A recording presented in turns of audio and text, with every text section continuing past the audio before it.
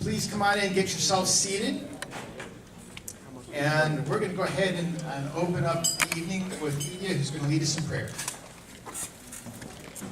Shall we stand to honor God? Oh, merciful God, our Father, we thank you, we honor you, and we bless your name tonight. Because of your goodness and kindness to us, we no way qualified to deserve it. But your goodness and your kindness followed us all the way from the time we woke up this morning until this very moment. And we thank you for that. We thank you for being with us every step of the way. We especially thank you tonight for CNN. We thank you because you have put all these people who want to help us into our paths so that we will one day come into the heritage, the inheritance that you've already said that we own. Lord Jesus, we love you. We want to honor you. That's the only thing we want to do. And we thank you tonight for the servant that you have brought to us to give us some wisdom, to give us some knowledge and all the things that we need to carry on our continuing job search this week. And so we give you once again, we give you praise, we give you honor and glory in your matchless name. Amen. Amen. Thank you, Edie. I'm getting a present of a bell from Bo. Am I now the cow? Do I need so you know where to find me? I can ring. You all know when I'm coming. Okay. So all right, great. Thank you for my bell. I guess that'll help me get everybody's attention when we're getting started. Okay. One of the things, just a couple quick housekeeping tips here for you, because. First off, by the way, anybody who is responsible for the finger painting on the walls, please raise your hand. Okay, please, we don't allow you, if you want to practice your painting, we don't allow you to do that. Now, as you can see, the church is going through some touch-up stuff, so in that process, just know that we're not doing our own little murals here on the wall, so just in case you're worrying about our environment. But we could use some help with cleanup at the end of the evening, and cleanup for the most part is really just helping put up some of our extra chairs and make sure any handouts or whatever that are squared away, we can get those, help out the facilities crew here. Another thing that facilities has reminded us, it used to be we were under the impression that we had until 10:30 to vacate the building. Well, the church would now like us to basically be out of here by 10 o'clock. So those of you that want to continue to do your networking, we're very excited that you do networking. We want to continue to encourage that. But hopefully, if you keep on going long, we can take that out to the parking lot. But we do need to be out of the room by 10 o'clock. So what I usually do is if I'm the one that's here, you'll all of a sudden notice that we have like a power failure. As lights go out, that's your signal to know it's time to start moving on. Okay? So we appreciate your help with that. Francine, I believe you have an announcement. Francine, come on up. Francine, one of our great volunteers in pink tonight. Do we sort of manage? What sort of do? A neighbor caught me on my way on my way to my car this evening, and this is all I know about it. He's in desperate search for a business objects administrator for SAP. If you're interested, find me on LinkedIn. It's Francine Tolson. I'm on there for the second Tuesday workshop thing. So find me on LinkedIn and send me your resume, and I will get that to my neighbor. I'm sorry, that's all I know about it, but if you're interested, just send me your resume and let me know. Thanks. Thanks, Francine. All right, so we always like to celebrate intermediary accomplishments. So what I'd like to do, those of you that have had an in-person interview, would you please stand up and remain standing so we can give you a round of applause? Anybody have an in-person interview this past week? Please stand up.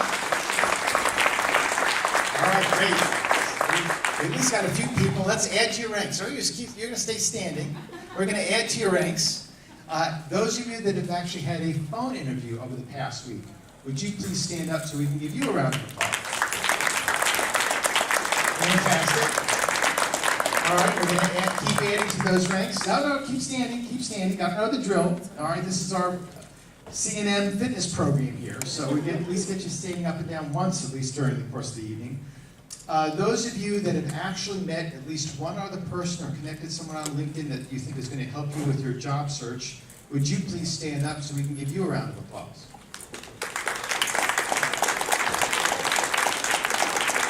Okay, those of you that are long-timers here, what do we say to the rest of the people that are sitting down? Get to work. Get to work, yes. All right, get out there, do your networking. All right, have a seat. Now, there is one other group that we always like to acknowledge, and I looked over and saw Dwayne doing his orientation process this evening, and I thought maybe he was like selling something or giving something away because it looked like he had 3 layers deep of orientation going on. Those of you that have the red border around your name tag, we know that you are first-timers. Would you please stand up so we can give you a round of applause for braving to be here tonight with us? Great. Well, thank you all for being here. We certainly hope you come back.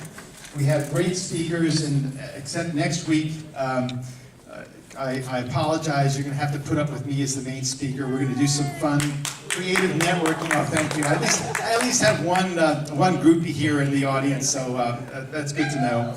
But Bob and Nejwa and the team have been doing such a great job of bringing all these amazing speakers in. I have a lot to live up to. So if you don't want to come next week, come to the breakout sessions. The main session starts. You're welcome to go home, and I'll do my best to, for the groupie's sake, I'll try to put something creative on. So, okay. One of the best parts of what we do here is to celebrate people's successes, and we actually have a couple victory laps tonight. And we'd like to start off with Damien. Damien, would you come on up and share your story? Let's give Damien a round of applause. I'll probably still would like to know them better, but I can certainly recommend them a lot more than I can someone who I've only just met superficially, because I see how they work, I see how they perform. So please consider volunteering, and if you're interested, Paul's the man. Go speak to Paul. He's got a whole game plan laid out. We know what we need, so please reach out to him. We'd love to have some additional help. Okay, on that note, we have a wonderful presenter tonight, because it's always great getting a chance to understand what goes on the other side of the table, on the other side of the phone. We know what it's like being the person in job search mode, but getting the perspective from a recruiter, and a recruiter with as much, oops, yes, Paul? We have time for another quick victory lap. We have another victory lap. Oh my gosh. Mike, can we put you off for another 5 minutes and get a victory lap? By all means, because Mike knows what the joy is. When someone lands, they're excited. Okay, who's our victory lap? Come on up. All right, and our victory lap person is? Catherine. All right, come on up, Catherine. Oh, my goodness. Wow, all right, well, come on up. So you can tell us like how you're related to all of us and what the new job is. Yeah, so I'm learning very quickly. Okay, great. Well, please take the mic and share with us what's So, going on. I have the luxury, can you hear me? Yes. I have the luxury of all of the knowledge and experience of CNM through Carlos, my husband, who CNM helped him build his confidence and skills and all the things necessary to get a job about 2 years ago. And he's been volunteering here ever since, and I give him kudos every Tuesday night when he goes and says, "Go, honey, it's really important, it's really important." So who here knows about working in the government? Okay, I've been working in the state or federal government for, since 1995, a long time. And I found myself in a position of really needing another job. I came here, and Paul, I'm guessing that I'm not supposed to mention names, Paul Cudahy. Met with him, and within 30 seconds, he had the drift of what it was that I was looking for and what it was that I was needing, even though I couldn't even really verbalize it myself. Applied for a job, it helped, got some experience, then government had sequestration, the end. I applied for a job in industry, and I then received a crash course in CNM. compliments of Paul. Carlos, a little bit, just because we're related, you know, it's like you don't take flight instruction from your father. Paul was amazing. Carlos was too, but okay, so things you don't know about in the government as much. Resumes, no idea. Elevator speeches, no idea. The interview process, negotiating in the government. It'd been a long time since I've been in industry. So what I have learned is, number one, I would have had all of those pieces of information and practice. I'm in flight training, and so we know that practice makes perfect. Without that, if something happens, you can't, off the cuff, do something that you need to do. I wish that I had the information in advance. Second thing, be yourself. Paul and Carlos helped me to realize that I don't have to be the expert in everything. So if I'm myself, I may not have the best answers to everything, the optimal answers with all the right lingo, but I'm myself. And I think that sells. And you have to have confidence in yourself once you figure out, I know who I am, I know what I'd like, I don't know exactly what that position looks like, but I know what I would be doing there, and move with it. And I think Paul helped me a lot when I'm about to go on an interview, and I can't explain why I'm so excited about this position. So if I had to do it all over again, I would definitely have come here and done those resume. Okay, my resume was horrendous. I took weeks to do that. Absolutely. Carlos would tell you how horrendous it was. Who's done USA jobs? That's what mine looked like. So that, and practice so that it becomes natural, and the confidence. And who gave the prayer this evening? She stepped out. It's already believing that you have it before you have it. That's right. It's owning it before you have it. And I don't think I really even owned it. I was hesitant before I did. So government, FAA, and this is my last week. On Friday, and I start with Northrop Grumman.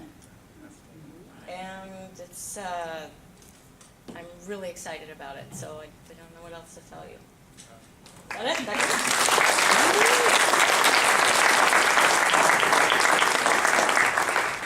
Well, if there's one thing I now learned is I know that Carlos must have been able to interview well and do a good elevator speech. That's a great catch, Carlos. You must have done something well a few years ago. Great. So if you want practice on your elevator speech and your interviewing skills, you now know how good Carlos is at it. So great catch. Terrific.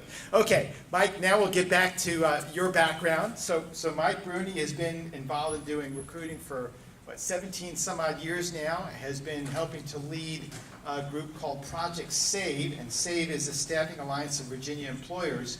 So he's actually been meeting on a monthly basis with recruiters from all over Northern Virginia that are busy talking about how do they find the best talent and what some of the openings are.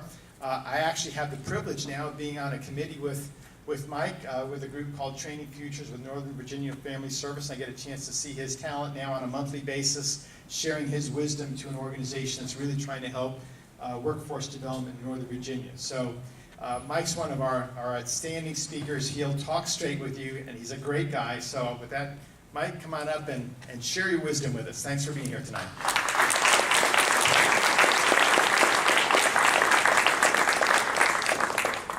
Thank you.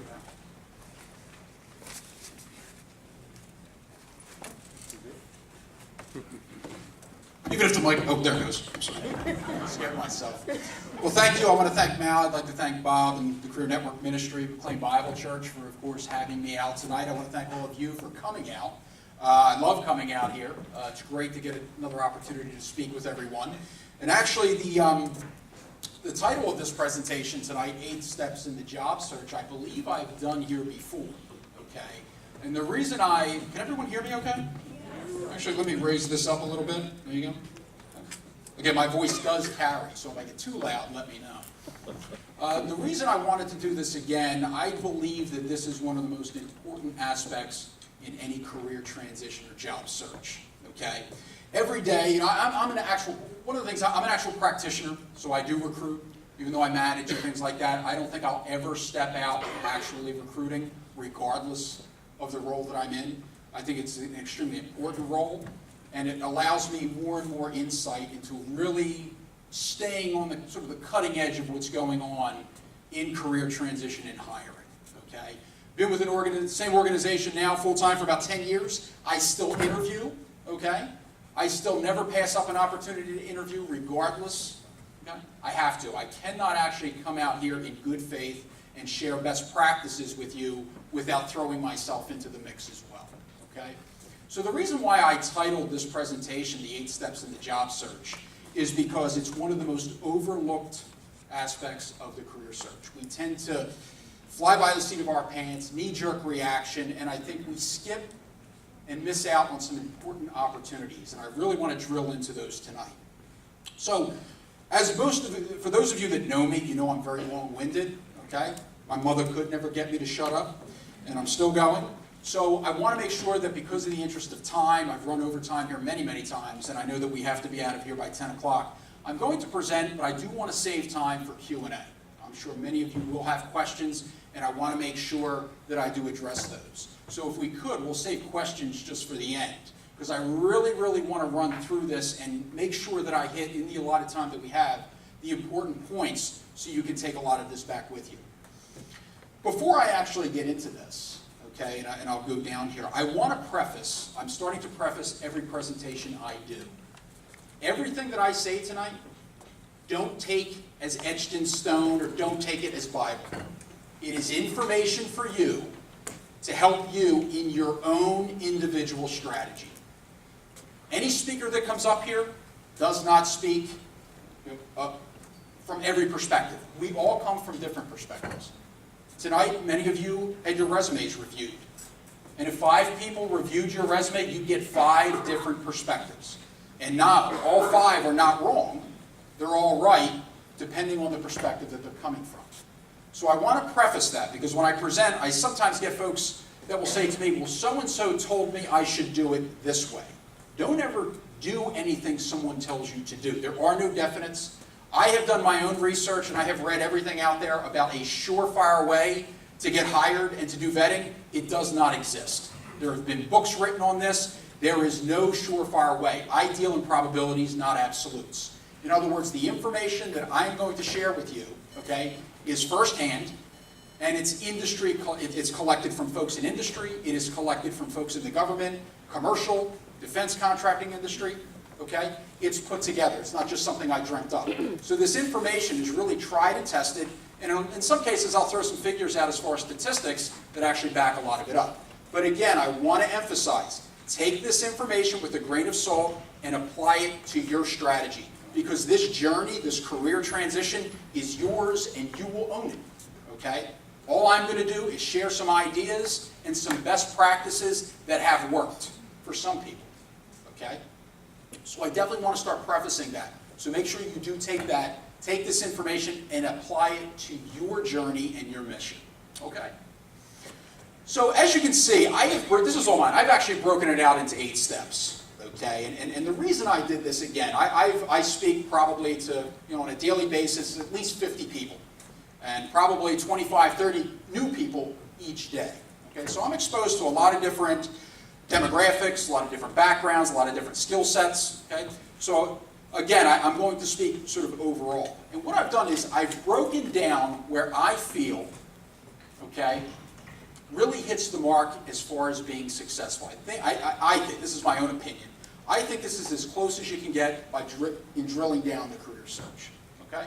So I want to take all 8 of these, and that's why I really want to get through them. And again, some of them I'll give you the Cliff Notes version. The first 5, we're going to go into a lot of detail, okay? And even if we just get through the first 5 tonight, I'm fine with that because the rest will follow. The most important are the first 5, the top 5, the top 2 in particular, okay? What I observe today as one of, I should say, the obstacles and the stumbling blocks of job search is lack of preparation. I'm not saying you're not prepared for an interview or you don't have the right resume. It's way before all of the tactics. These first 2, Self-assessment and research, I cannot emphasize how important they are. I'm sure everyone here tonight probably has a resume, okay? But I want to ask, and don't answer this, did you assess yourself and do the research before you put your resume together? If not, that's okay. I want to share this information with you. Show of hands. How many people in this room know exactly what it is that they want to do? Okay? How many are open to what they want to do? Okay? The difference between that is this. When you know what you want to do, you can create a strategy easily. When you're unsure, or there are 3 or 4 things that you want to do, it becomes a little bit more cumbersome. It's very difficult to articulate 3 different strategies to an individual. A hiring authority, a recruiter. How many of you in the audience have gone to a job fair, okay, and gone up to an employer and said, I'll do anything? Be honest. I know many people have, because a lot of people have asked that. It's the one way that you will turn someone off, okay? Because let me just set the tone by putting you in the mindset of a recruiter, okay? Because I know a lot of us recruiters are lazy, okay? I'm recruiting's biggest critic, okay? I am. We're very lazy. We have one-track minds. We have tunnel vision, and we're all focused on just filling our jobs, okay? That sort of gets lost in the translation because a lot of folks are excited to approach a company, all right? Sometimes you come into contact and it leaves a negative reaction on you, that person didn't care, they weren't sensitive, and that may be the case. But the fact is, the profession itself sometimes drives you to that, okay? A lot of pressures, things of that nature, okay? We'll try that. We'll get into a little bit more of that as we go on to make sense of that. But my point is self-assessment.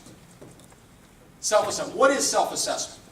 Self-assessment is actually looking inside yourself and figuring out what makes me happy, number 1. What skill sets do I have?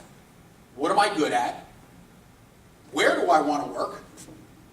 And it could be as simple as, say, I live in McLean and I don't want to go to Falls Church. I'm only going to entertain opportunities in Tyson's Corner, McLean, and Potomac.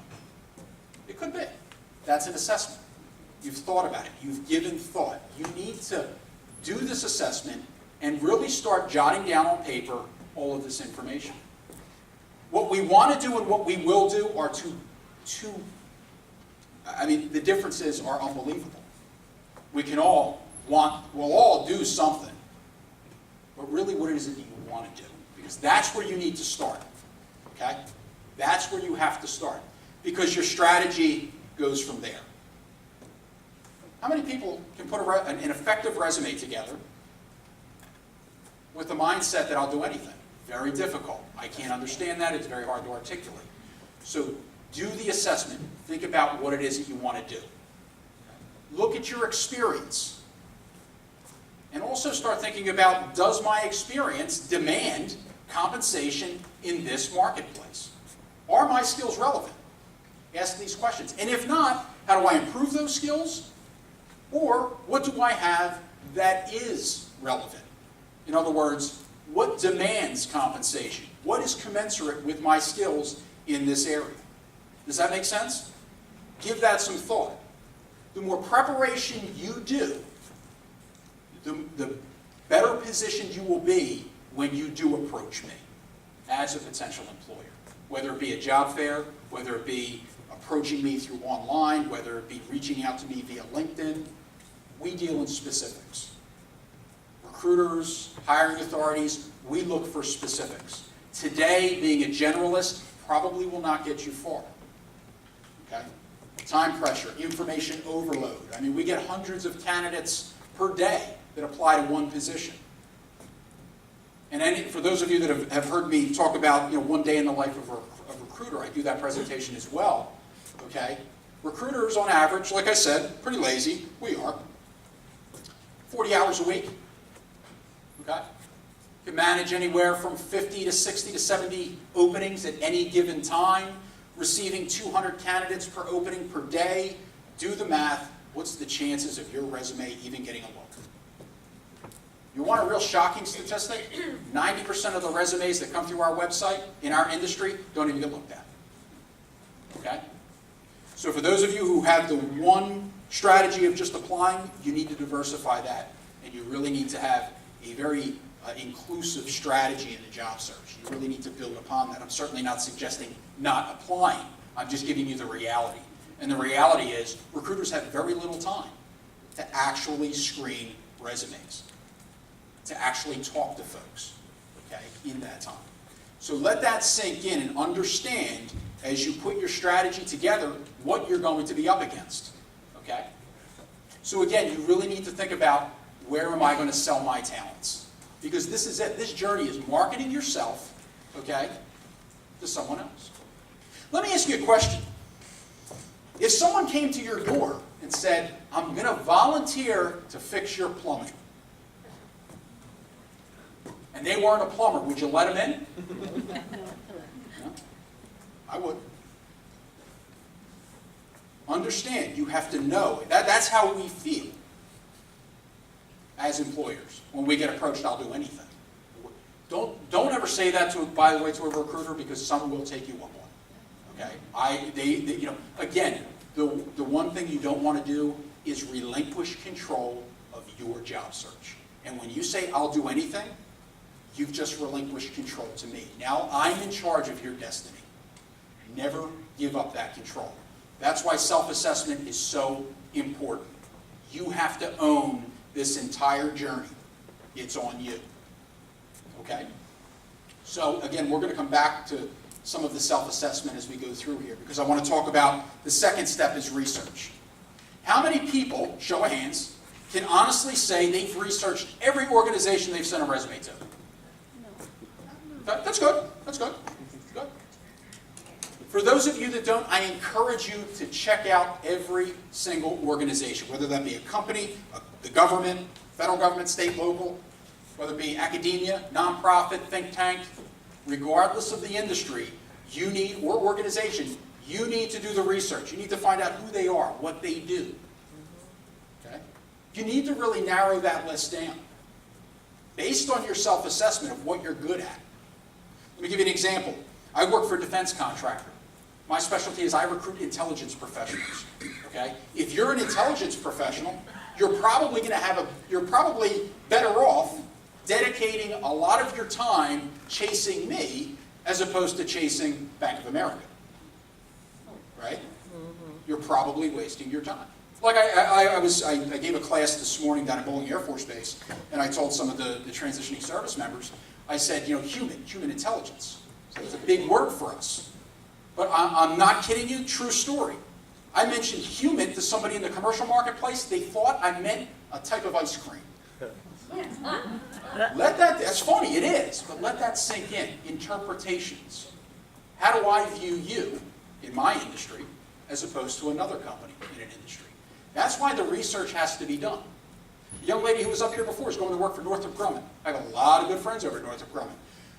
At Northrop Grumman, a systems engineer, if it's titled, is different than what Leidos considers a systems engineer. It's a wild card. Titles are different. Understand, we both have different perspectives.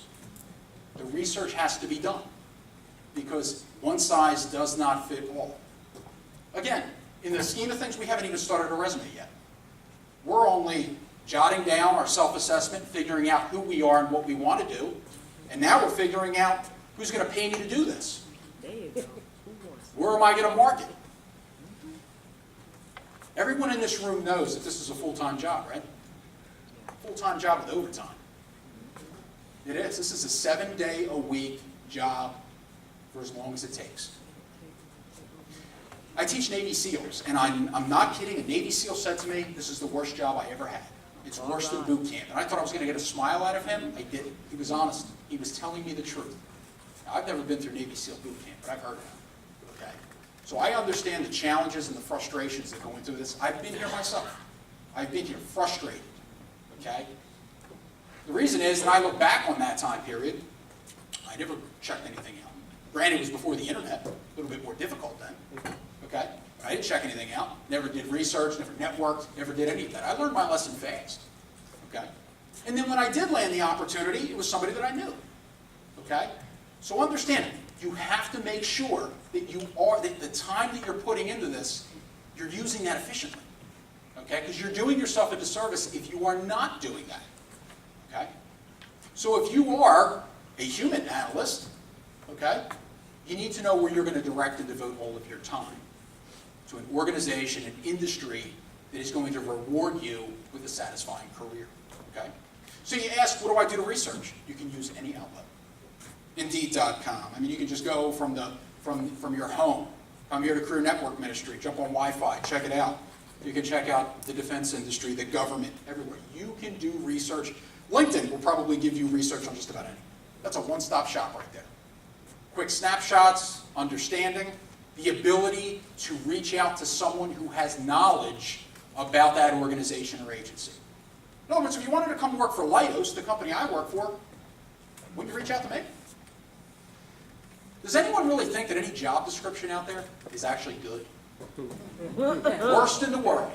Can't write, no, especially our industry, can't write a job description to save our lives. We are terrible.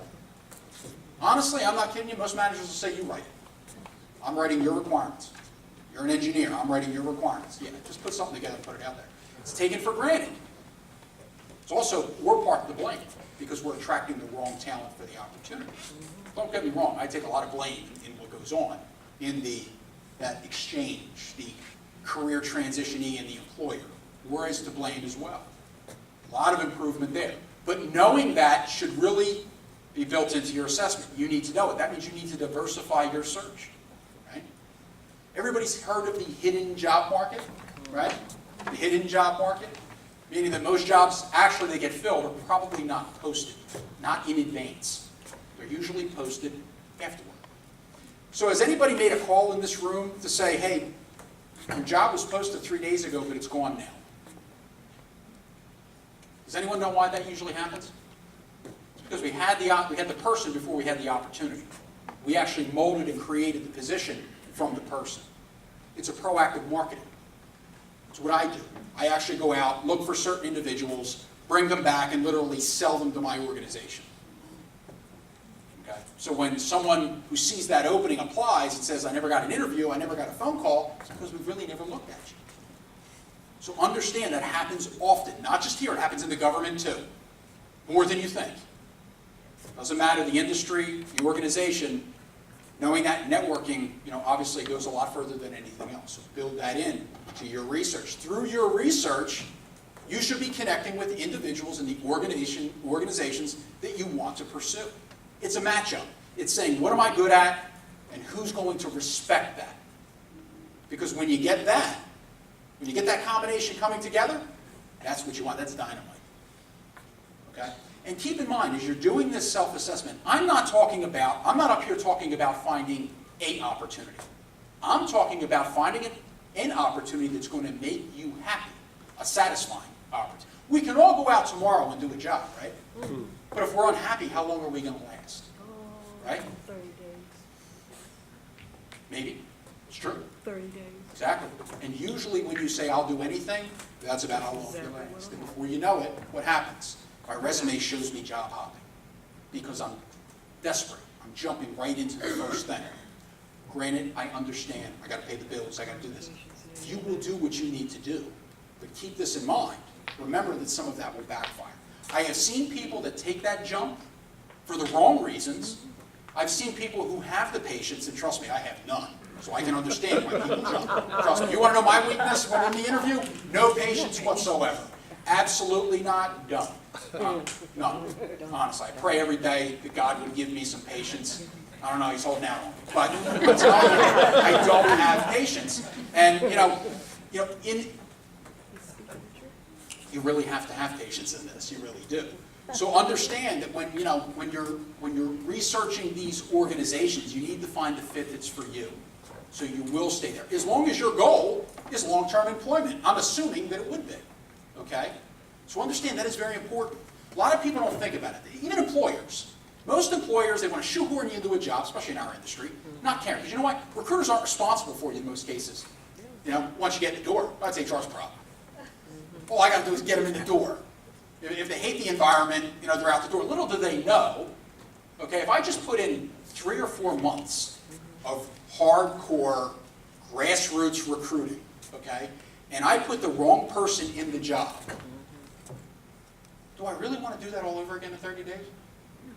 Most recruiters don't think that way, and I've got a problem with that. It's one of the reasons I love Project Save. I tried to get this idea exchange going that we need to improve the profession, okay? And there's a lot of strides being made out there. I was actually in talk today with a production company who's making a documentary film on recruiting. One does not exist. It does not exist. There is no... Has anyone gone to college and taken up recruiting as a major? It doesn't exist. None of us grew up... I don't remember when I was 4 or 5 saying I want to grow up to be a recruiter. We all fell into these jobs. We literally stepped into them. Okay? We just found ourselves here. I didn't even know what recruiting was when somebody offered me a job in recruiting. And it happened to be a buddy of mine that I grew up with. So understand, now if I had done the research at the time, I would have known. So doing research, you can uncover a lot of different things. But again, my point here in mentioning self-assessment and research is to really figure out who you are, okay? What you're good at, what you can market, okay? And then who to market to. Well, that's the same ring I have. So these are the two, honestly, these are the two most important components in your job search. Why? Because if you nail these two, I got to tell you, the rest are easy. God bless you. The rest is easy. God bless you. Thank you. You will be better prepared, okay, to write your resume and to interview. Okay? So, let's move on to number 3. Again, in the instance of time, trust me, if I was long-winded, we wouldn't even have gotten self-assessment. I do want to go over these. I don't understand how one can write a resume without knowing what their objective is of that resume. In other words, what are you writing to? Does anyone think about the audience that you're writing to when you put your resume together? In other words, who's the audience you're going after? How are they going to view me? Would someone at Lockheed Martin really want to talk to me with what I present to them? I don't know. Ask yourself that question. What do I know about this company? How do I translate my speak to their speak, or do I even need to? Service members, veterans, military folks. They go through, if they are looking to transition out or retire from the services, and they go into the commercial marketplace. What I mean by commercial is non-government contracting, non-defense contracting. A lot of times they have to civilianize their military terminology into civilian speak, like the human case. Okay? You take human, honestly, if you take that outside the beltway, no one knows what you're talking about. Yet you're confident in your abilities. That's where it goes back to the research. Hey, Mike, what do you guys look for at Leidos? Here's my skill set. Is there a role for me there? What do you do? How do you describe my expertise in your organization? What would I be called there? I was just telling a gentleman earlier, my business card says Talent Acquisition Manager. What is that? I didn't pick it, the company gave it to me. It means recruiter, it means staffing manager. It's all the same thing, right? It's all semantics. I didn't, 9 months ago I was a recruiting manager. Overnight I became a talent acquisition manager. Some companies call them recruiting managers, some companies call them talent acquisition managers, some people call them staffing. I've seen chief talent officers, I've seen all kinds of beefed up names. At the end of the day, we're all doing the same work. However, if I'm to market myself to an organization, okay, if I'm looking to come into Leidos as a recruiter, my title is going to be talent acquisition specialist. I am going to interpret my skill sets convey my skill sets in their speak. A lot easier to do. So let's talk about the resume. How many people in this room have had a service write their resume? I know the gentleman was up here saying, you do spend good money, okay? Nothing against resume writing services, but I haven't seen one, there may be a couple out there, that give you industrial perspective. What do I mean by that? Just basically what I said. I had I guess about 2 years ago, it wasn't here, it was another place, I had a young lady in the audience from a resume writing service. And she was taking notes, which was perfectly fine. I had no problem with that. And a young lady in the crowd had asked a question. I had answered it. But the resume writer had chimed in and said, do you mind if I add to that? I said, by all means, please do it. And she did. And it was good information. But I will tell you, if that young lady who asked me the question applied her information to me, she would have never gotten a phone call. The point is, it worked for her perspective, not mine. That's why I prefaced my comments. I tempered my comments in the beginning.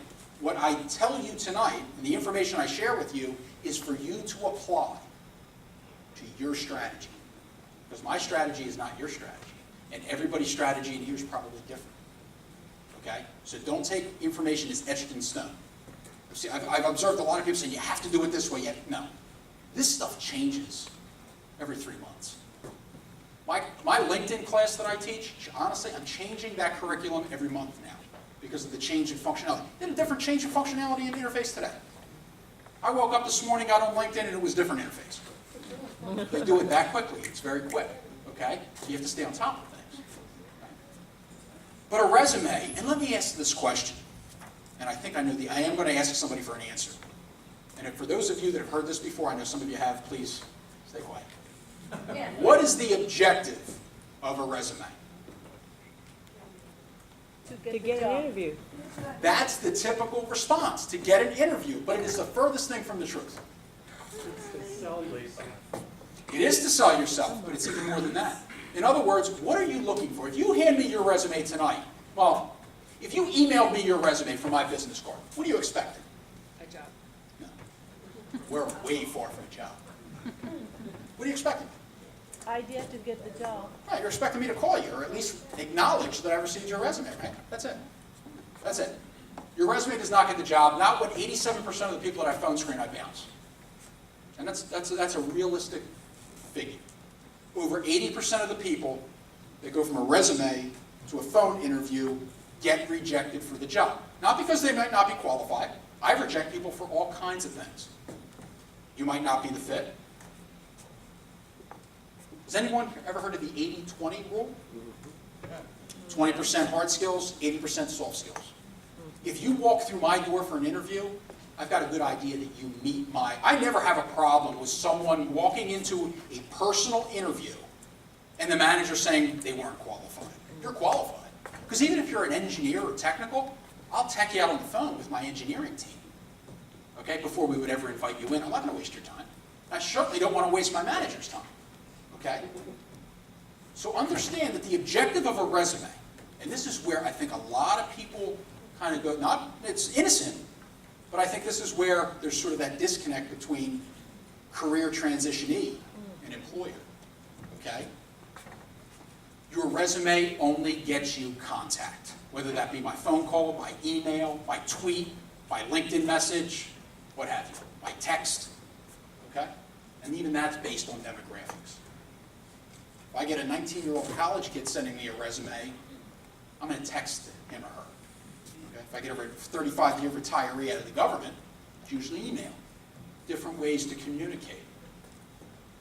Do you really think you would communicate with me the same way you'd communicate with the recruiter out at Google in Silicon Valley? No, you won't. You won't. You will communicate with them, if you want to get far, with their way of communication. We're the government contracting industry. It doesn't get any more basic.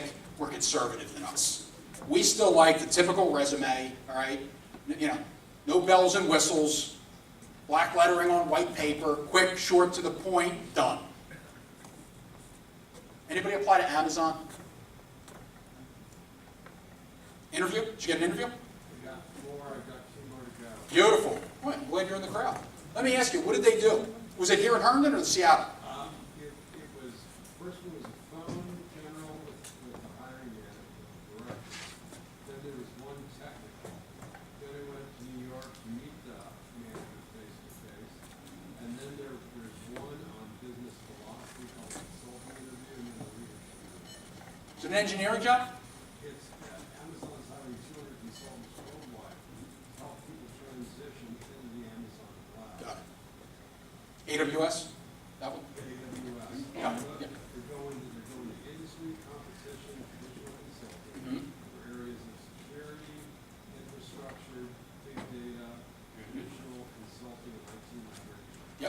Absolutely. Did you notice the steps he took? How long did that take you, sir? Yeah, to do all that stuff, it's been about 2.5 weeks. Government contracting industry, sometimes you can hire off a phone interview. Sometimes. If not, one interview, we're pulling the trigger. Now, you might have to wait because a manager doesn't really prioritize, but it's different. Okay? That experience is completely different. But there are some sections, the AWS is one section of Amazon, video resumes, testimonials you got to do of yourself, a week-long process. Okay? They fly you to Seattle. And you miss one, they fly you home. A lot different. This is why you need to research. You need to know what you're up against. Okay? So understand, getting back to the resume, resumes are completely different. There was a young man, true story, who wanted to work for Amazon for a long time. He was a sharp techie, couldn't break through, had no degree, no nothing. So he thought about it and he did some research and he figured, how can I get their attention? Has anyone been on Amazon ordering books? You see the interface? Yes. That was his resume. He created a website, the same as Amazon, and sent it to them in HR. That resonated. That individual is working for Amazon today. It took him a couple months, but he broke down the door. My point is, he became Amazon. Okay? It's like Apple corporate. Apple will wait. Where in my industry, I've got to put somebody in a position as soon as possible. Okay? At Apple, they will wait years for their engineer. And they'll hold out and hold out. I can't do that. I do not have that luxury. In the government contracting industry, if I have a direct billing, in other words, I have a job that technically can be billed, I've got to fill it as quickly as possible. Recruiting in the defense industry is probably the most challenging. Commercial was easy compared to the intel and defense industry. It really is. But then when you get into it, for some reason, you can never get out of it. Honestly. So, not that I want to, I do enjoy the mission. But understand it's completely different. The reason I say this is, it's going to be different everywhere you market yourself. Does anyone know how long in our industry we're going to look at your resume? Everybody probably knows this by now. 6 seconds. 6 months. Pretty much 6 to 12. A junior recruiter might give you 15 to 20. So let me ask you something. Does anyone have more than a 3-page resume? What's the chances of me getting to page 2? I don't plan for it. It's true. That's my advantage. There you go. See, you have it. That's exactly right. So you consolidate everything on the first page. Yeah. What I want to see. That's right. Exactly. That's the strategy. So how do you do that? Remember I said recruiters are lazy? When you put a resume together, write it as if you're writing to a 6th grader. I'm not kidding. Less is more. It's got to be simplistic. What is the knee-jerk reaction to a resume? Let me dump everything I've done on a piece of paper, 4 or 5, okay? And let me submit that across the board. Chances are the success rate on that is extremely low. But if you do an assessment, okay, and you research, when you write a resume based on something that interests you, that you have passion for, look at the difference. Look at the difference in a resume. And understand that when you put these resumes together, as I mentioned with the resume writing, you have to do your research to be able to understand on how to articulate to different industries and sometimes different companies. You know, you have to be able to do that. So there's a lot that goes into it, a lot of time spent. But I think where I see a lot of people making mistakes is they just kind of throw it down on paper and let it ride. And then all of a sudden the frustration builds up. I submitted my resume to 50 positions on your website. You're a spammer. That's what we call you. We call you a spammer. Because unless that's the same position 50 times over, chances are you probably don't qualify for all 50. I get a lot of people that walk up to me. You know what? How come I never got a phone call? There's like 2,000 people against that requisition. What did you do to stand out? Well, you have to stand out. Did you call me? Did you reference the ID number and say, hey, Mike, I can meet that with a good pitch to say, I qualify for that.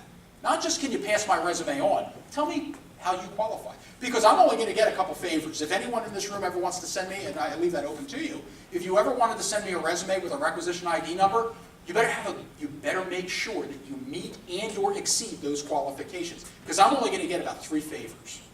Because before you know it, that manager's going to say, why do you keep sending me people who aren't qualified? Because sometimes I'm so busy, I don't even look at your resume, I just pass it on. Okay? So understand that when you are doing it, when you market yourself, make sure you're doing it correctly and that you cover all bases. Okay? Extremely important. A resume is one of the most sacred documents in this search. You have to treat it as such. Okay? It has to be dead on for your target audience. Rule number 1. Write this down. Know your audience. Know your audience. That is rule number 1. If you take it, if you walk away tonight with that on a piece of paper, I think that's good. Know your audience. You have to know who they are. And you have to have a good understanding that when they receive this document, they can make sense of it, they're going to know what it is in a short amount of time, and I'm going to get to the next step, which is they're going to contact me. And I don't care if it's applying through a website, you have my name, you gave your resume to somebody inside the organization. However you get that document to the decision maker, it has to be thought out this way. Now, somebody could say, well, I just sent my resume in and I got hired. There's exceptions to everything. Again, I deal with probabilities. What is the best chance? If you keep working towards best chance, that time of seeking starts to get less. Okay? Especially in this market, in this area. We all know it's very tough. It's extremely difficult. Our industry is suffering like it's never suffered. Okay? And it's probably going to get worse for the next 2 years, unfortunately. So understand, it's very challenging. Are we hiring? Yes. We are hiring. But it's highly competitive. More competitive than it's ever been. When I tell you that I have 50 qualified people, there's some positions I have 50 qualified people for in seconds. In seconds. Because I've got people in a waiting, kind of in a waiting list or my hot list that can fill. And it becomes just throwing. Some jobs I haven't even posted yet. I'll just send resumes, pick who you want. And then we'll put the rec up so we can do 3 days and take it down. So I don't get inundated with 1,200 resumes. So understand what we're facing. But then again, there's still skill sets out there that are in high demand. You need to find out what those skill sets are. How do you do it? Research. If you know all of that, how easy do you think it is to really put a one-page resume together, okay, when you know what it is that you want to do and you know who's seeking you? It's very easy. Extremely easy. Extremely. Bulleted format in our industry. Again, if a recruiter is going to give you 10 seconds, do you really think they're going to read through a few paragraphs? They're lazy. That's too much information. I'm going on to the next resume because I have a stack of them in front of me like this. Does that make sense? Understand the mindset of a recruiter. Lazy. Uninterested. Looking for a keyword. Okay? That's it. That's that. It's as simplistic as that. But it's a huge challenge on the other side of the fence. Okay? So understand that. Important pieces of a resume. Contact information. Extremely important. A couple things you have to have. You've got to have, obviously, phone. You've got to have email. And if you are in career transition, create an email specifically for your job search, preferably Gmail. Okay? Make sure the prefix, make sure it's presentable. Okay? I don't need macadocious@yahoo.com. I saw that one about 2 weeks ago. You will become a laughingstock in the office, and you don't really want to be that. Okay? Our applicant tracking systems have very long memories, and one thing about recruiters, we're lazy. We also have very long memories. Okay? There are names out there that are still household names in the recruiting industry for certain geographies. I'm not kidding you. Names that I knew 10 years ago that are still in the memory. So understand, you want to make sure that you escape all of that. It's the reality. Okay? So make sure that you do have a good email address. Plus, the reason I say create your own is so you can siphon that off and firewall that off, as that's the only traffic going into that email. Okay? LinkedIn URLs. Make sure they're on your resume. Okay? Anyone know what the rate of LinkedIn is by recruiters? In other words, what's the percentage of recruiters using LinkedIn most of the time? 92%. 92%. Probably get to 98% by the end of the year. Why is that? Well, LinkedIn has probably one of the best search engines out there. Okay? Its functionality is incredible. Plus, it's expensive for licensing. So guess what? Now I have employees that have a couple LinkedIn licenses. I get monthly usage reports, okay, that I can see how many times you logged in, how many searches you ran. So if I'm spending that amount of money on a license for you, you got to use it. So it's built into your goals. LinkedIn knows what they're doing, okay? So like I always use, and some of you may have heard this before, Willie Sutton, who was a famous bank robber back in, I think, the 1920s, when they finally caught him and put him in front of the judge said, "Why do you rob banks?" And Willie said, "Because that's where the money is." It's a great answer, right? Same concept applies, because I have people that say, "Oh, I don't want to be on LinkedIn because I'm afraid of cloning, or I'm afraid of the risk." That's where the recruiters are. If 92% of recruiters are using LinkedIn almost exclusively, you have to be there. Let me ask you, for those of you that are concerned, what are you afraid of? My bank gets hacked more in a day than LinkedIn probably gets hacked in 5 years. If I want to find out where you live, I can go to Google Maps and probably pull up your backyard. I'm not kidding. I can find anybody. All I need is a name. Now, if your name is John Smith, it might take me a little longer. But I can find just about anything through basic open source. If I am able to track down politicians' phone numbers and heads of major U.S. intelligence agencies, I'm probably pretty sure I can track you down. So understand it's open source, it's the world we live in. There are legitimate concerns out there. I get all that, I understand it. But weigh the benefits, the pros and the cons. What will benefit you more? What are the chances of you getting identified for a job as opposed to getting identified by some hacker that's going to do what? Take your email? Hell, that happens every day. Okay? We're not asking you to put, anybody can do link analysis around the internet and find someone. Okay? It's not a very difficult task. We all live with the risk. Okay? So understand, I think, the benefits outweigh the risks. Okay?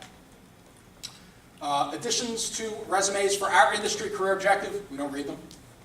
Save the real estate, use it for something more attractive. Maybe buzzword, maybe skill sets. There are a number of resumes that are written with degrees buried in the body, at the bottom. I never understood that. Never understood. And most resumes I see have their, if you have a bachelor's, a master's, PhD, are buried all the way in the back. If all you need is 6 seconds, I'm not going to get there. I needed to see it. Make it easy for me. I'm lazy. Make it easy for me. Showcase that impeccable credential right up front. Okay? If there is a hot certification for what it is that you want to do, make sure that's up there. Don't put all kinds of training and certifications that are not applicable to what you're chasing. I had a guy recently, I think he was a project manager or whatnot, had a great resume, but he had this certified forklift operator. I said, "Why do you have that there?" "Oh, I did that. I have that certification." I said, "Well, you're not going to use it here." I had a guy coming out of the service, and I do mock interviews and I do resume workshops for some of the service members, and he was an artillery gunner. I said, "My friend, you're not going to be shooting planes down in Washington, D.C. Don't need that. Let's translate that skill set into something that this marketplace is going to understand." And you can do that. Okay? That's the key. How am I going to interpret you have to speak my language. Again, I'm lazy. I'm lazy. And trust me, there's a very fine line how hiring managers view resumes as recruiters. We all do it. I have hiring managers that say, if you send me a resume with more than 3 pages, I will delete it. I'm not kidding. They're even worse than us, because their time is precious as well. Okay? So again, this is the reality. I'm certainly not sitting up here and defending us. All right? I'm not. But it's the reality. And it's hard to battle reality. So sometimes we have to conform to get to where we need to be. Okay? That's the strategy. Okay? So resumes, make sure that you know your audience, that it's tailored and designed on what you're targeting for yourself. I had someone say, "Well, I have a combination resume." Well, I don't have a combination job. Okay? I've got this, and your resume does not speak to this, but it does in paragraph 3. I'm not looking at paragraph 3. Because if it's in paragraph 3, I'm interpreting that as you don't have it. And if you had it, you were only exposed to it, and you don't have the experience I'm looking for. This is the mindset of a recruiter. Your resume has to bleed the skill sets that I'm looking for. Okay? Unless it's an entry-level type of opportunity. or one. If you look at a job description in my industry, and in most, if it says mandatory requirements, rest assured that means you gotta have it. Where you see desired means we can take it or leave it. It's important, but not a showstopper, okay? So, especially in our industry, because remember, our minimum requirements are government mandated. We are contractually obligated to put someone in that billet that meets those qualifications or exceeds. A contracts officer has to sign off on that. If not, and the government finds out, we have to pay them back. So in the days where before we used to verify degrees, we do it now, we didn't. When we didn't and then had to verify a degree because somebody was moving programs, and they had been on that program for 5 years, and all of a sudden we started to verify their bachelor's degrees only to find out they didn't have it, 5 years of billing paid back to the government. See if you have a job then. So understand all of these things. This is what goes on in sort of behind the door here. So resumes, again, short, sweet for our industry. If your industry of what you're chasing tells you that you need a functional resume, okay, do it. If it says you need a cover letter, do it. Follow the research. Follow the research. One size does not fit all.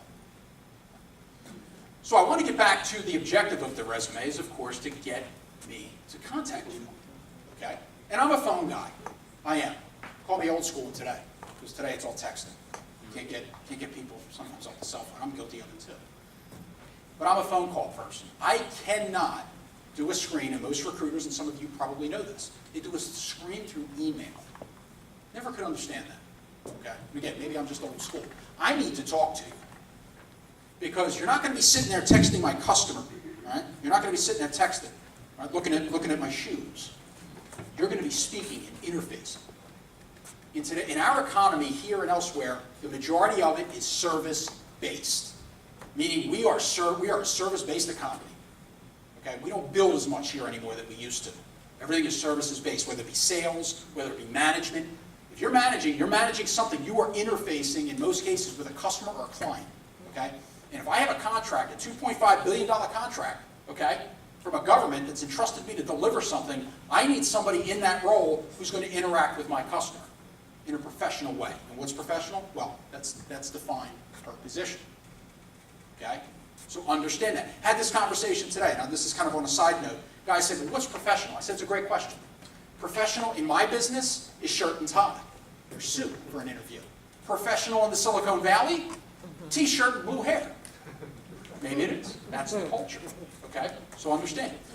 So when I get your resume and call you, what are you going to do? Are you going to take my call and say, forget the background noise and the kid screaming in the phone and say, keep on talking? No. Don't. Had somebody the other night, kid in their hand, and I'm thinking, did you hear that? Because I hear it. Never put the child down. That phone call ended pretty quick. So, understand you have to take it seriously. And keep in mind, if you are not in a position, you do phone interview, honestly, this number 4 is extremely important. Remember I said 87%? I run analytics on myself. 87% of the people I phone interview don't come in for an interview. I like their resume, okay, or at least they met the qualifications enough. They showed me enough information that they warranted a phone call, but 87%, almost 8 in 10, almost 9 in 10, didn't come in. Because, yeah, maybe they didn't have a hard skill that I needed, okay? Maybe they just didn't have the interpersonal skills I need. So if I need someone who can engage, and I'm getting nothing but yes or no questions, or, hey, I live in Warrenton, your job's in Arlington, and all of a sudden, you'd be surprised how much information people share. Because people will. I've got 3 kids. I've got to put 2 through college, but I'm willing to take a $40K pay cut. Really? Doubt it. You're a quick stop, you're a gap filler, and you're going to be out in 3 months when the next one comes along. These are things that we think about. Keep that in mind. Okay? So understand and be guarded about what you tell me. This is why you have to have a strategy. I'm certainly not saying deceiving anyone. But if you're somebody who's going to be willing to take a substantial pay cut, and I know this market doesn't demand what it used to, You have to be careful about that, because we're going to interpret that as desperation, okay? Or it's just it's just a pit stop for you until you get back on your feet, and then you're going to go and find something that's going to be a little bit more competitive. I would do it. I would. If I took a job at 25K cut and 3 months from now, somebody else offers me 40 grand more, I'm taking it. Why wouldn't I, right? But I have the decision to say, you're flight risk. So understand how you talk to me. I want you to be open and honest, and honestly tell me that. In my conversation, not everybody will do that, because if in fact, that's why I'm always I will always advise people, be careful. Be careful that you'll say that, because number one, it does speak and reek of desperation, and that tends to turn people off. But also be careful that we're automatically going to bucket you for right or wrong as a flight risk. So be careful about what you say. Research, and I wanted to wait to talk about this now, your value. What is your value in the market? If I ask you, what do you want? Most recruiters, keep in mind, listen when somebody asks, what do you want to make, or what do you want, is typically what you'll get. Not what you'll work for. What do you want? Listen to that when they talk to you. Have you done the research of what your market, or what your skill set demands in this market? Open source information. You can go to PayScale, you can go to Indeed.com, you can go to Salary.com, Glassdoor. All of these open source, you can put them all together and do all the research. I caution you, if you're using these open source platforms, and I encourage you to do so, back out about 10 to 15%. These sites will jack up the rate to drive more traffic, to get you more interested in them, so just be a little careful. But just use that as one benchmark. Do not say, hey, Salary.com said I should be making $150,000, so that's what I want. No, you've got to combine that with other research. You got to talk to me. I get people all the time. So-and-so said I can make this doing this. Do you guys pay that? No. What do you pay? 4 years. Okay. Get information from a number of sources. Don't settle for one. Diversify that research. Because when you get on the phone with me, you better be prepared to talk salary. You have to. I can't say, well, we'll talk about that later. No. We're going to talk about that now. Because I'm not going to waste your time, and I'm not going to waste my time and my manager's time. Because if you want $50,000 more than what I can offer you for this position, that does, and you qualify for that, in other words, that's commensurate with your experience, I just can't get it for this position, we might have another position in the future to talk about. Okay? We have to have this conversation. Now me, I'll tell you straight out, this is probably my ceiling, what I can get. I'm not going to say it's that or nothing. We'll talk about it a little bit. I'm going to ask you what's important to you. Most recruiters will just say, what do you want? And you have to be careful when you get that question. Because I recruiters, if you quoted them $5K more than what they can pay, they cut the conversation off. Talk about being short-sighted. Okay? They don't talk about, hey, you know what, if I can pay you this now, maybe I can get you a 6-month review for an additional $5K. What did you go for? Sometimes I'll say, well, I want to make this. Well, what do you want a W-2 at the end of the year? I'll say that. Come on. If I give you an offer at this rate, but I can tell you, I won't ever promise, because promises are like guarantees. And if anybody ever tells you something's guaranteed, they're lying or they're ignorant. Nothing's guaranteed. Nothing ever is guaranteed. Not government employment. Everybody says, oh, I'm going to go to the government stable. Maybe more stable than the private sector, but it's still not guaranteed. Okay? So when we have this conversation, I want to make sure, and this will help you weed out the screeners that are junior and seasoned as opposed to the ones that aren't. Because if they want to have, I want to have this open conversation. Because again, I have in the back of my mind, I don't want you going in the front door and then leaving out of the back door in 90 days. Okay? That doesn't help me, it doesn't help the organization. Anybody know how much it costs to hire somebody today? 10 grand right off the bat. It takes me at least 9 months to break even. So if you're not staying with me for 9 months, I'm losing money. A ton of money. So again, that's why we've also tightened up requirements and things of that nature. So understand I have that in mind. I want you to be satisfied. You might not always be happy. I don't think there is a perfect job. We can try to get close to that. I want you satisfied. Okay? Chances are you'll be happy if you're satisfied. But satisfaction is what I'm seeking. Okay? And I've talked people out of it. You don't want this. Trust me, you don't want this job. I extended an offer to a young lady a couple months ago. And it was where she wanted it to be, and I said, you know what? And my manager said, give her this, give her 3 days. If she doesn't, let's move on. Beautiful. I said, meet me in the morning for coffee, I want to talk to you. She said, so I sat her down, and she was perfect for what we wanted. I mean, she was off the charts. This customer would have loved her, honestly. And I said, honestly, as much as I want to fill this job today, if you cannot sit here and look at me in the eye and commit for 2 years to me, I don't want you accepting. And I had the offer letter in front of me. I don't want you accepting this job. Now, most recruiters will just shove you in and shoehorn you. Experienced people who really think past the front door will have these types of conversations. So that's up to you to decide who you're going to work with, okay? Because this is over a poor building. So understand, know the research, know what your market is, okay? Story I like to tell is I had a young guy coming out of DIA one time. I was down there, and he said he was moving somewhere out west, somewhere I wasn't really familiar with any intel work. And he was a signals analyst. And he said, "What can I expect to make?" I said, "I don't know, Boise, Idaho, or something." I said, "In Boise, you can expect to make 0." And everybody started laughing. And he looked at me with this. I said, "In Washington, D.C., you can expect to make this." He didn't do his research. You cannot take your skill set. There's not, signals. Target's not looking up in Minneapolis for signals analysts. Schneider Trucking out of Dallas, Amazon's not looking for signals analysts. Maybe Google is. I know they're all still ticked off about Fort Meade. Maybe they're looking to get some, I don't know. But no one is really looking for those skill sets. Do those skill sets translate into something else? Absolutely. You can market that. But that would come out of research. Okay? So doing all this research, when you get on the phone with me, this is not a one-sided conversation where I am peppering you with questions. You better be prepared to ask me questions. Because this is now collection time for you. Because this is where you get to ask the questions of me.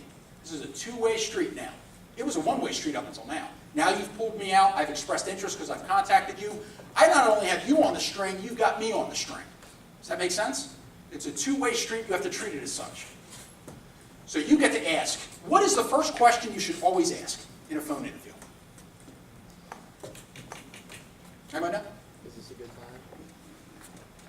Well, I'll ask you that. I always ask, is this a good time for you? And even if you say, yeah, and I hear music, I'll say, I'll call you back. Let's get another time. I don't want you to miss out on this opportunity. I will tell you that.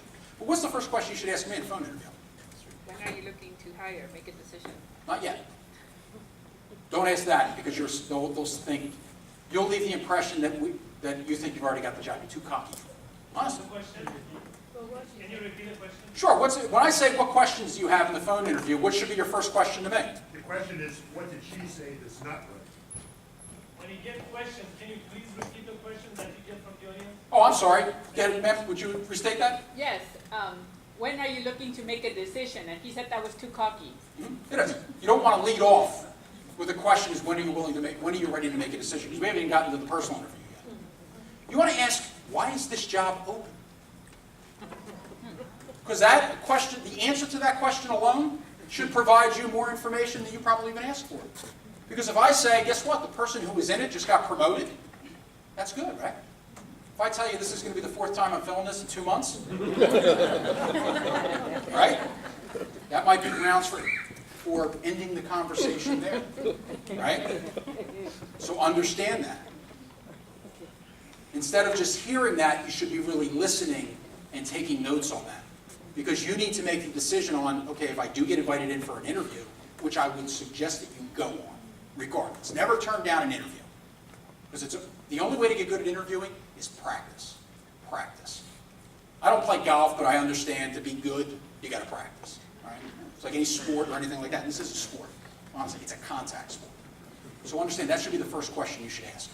In the government contracting industry, you have to ask, is it contingent? I'm sure many of you out there know contingent offers. They mean nothing. They're an offer and that's it. There's no guarantees. It's not worth the paper that it's printed on.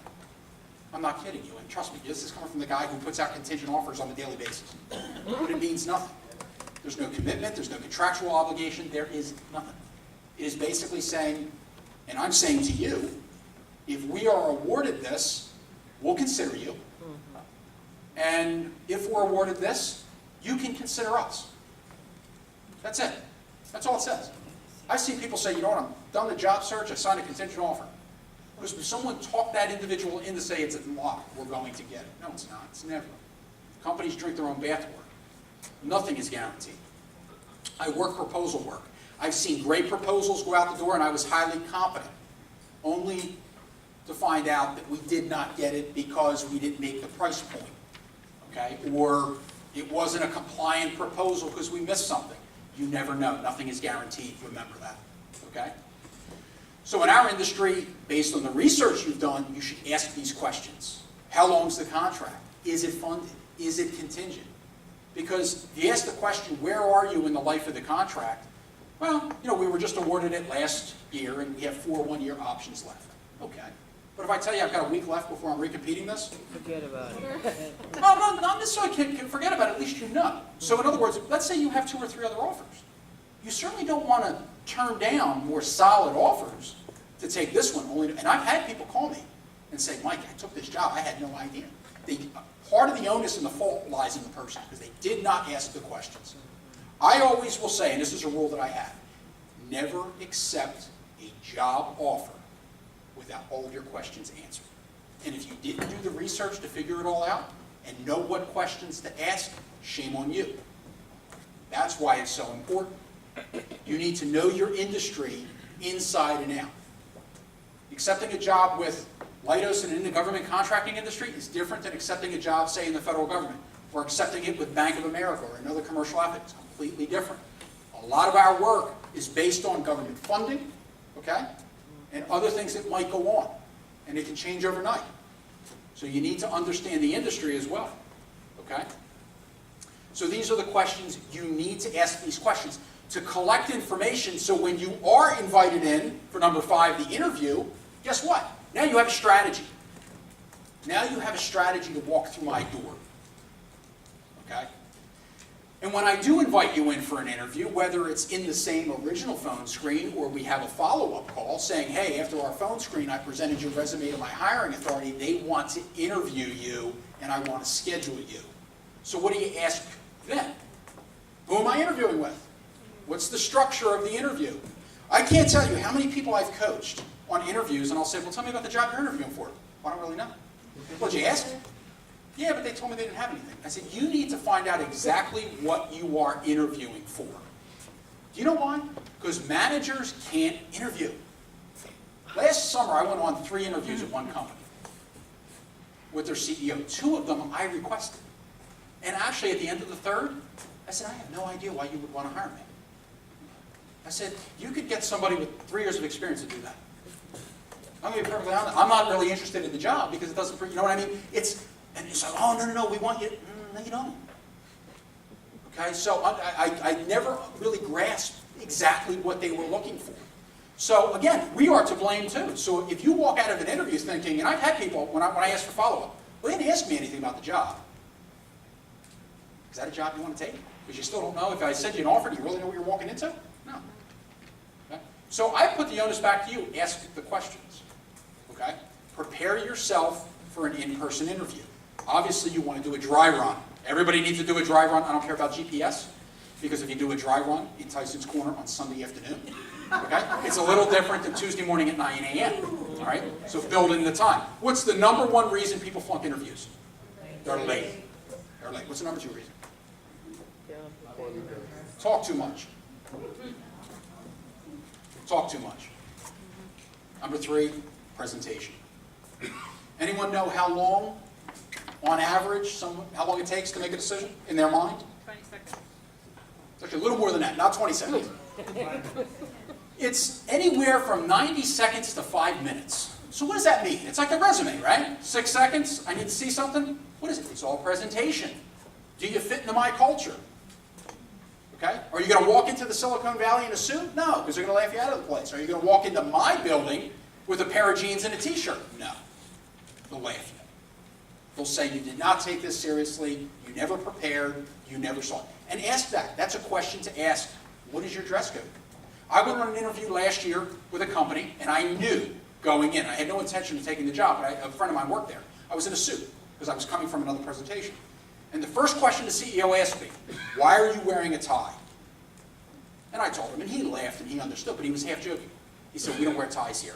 We wear Hawaiian shirts. And he had a Hawaiian shirt. Everybody I noticed in the office, it didn't really occur to me at first.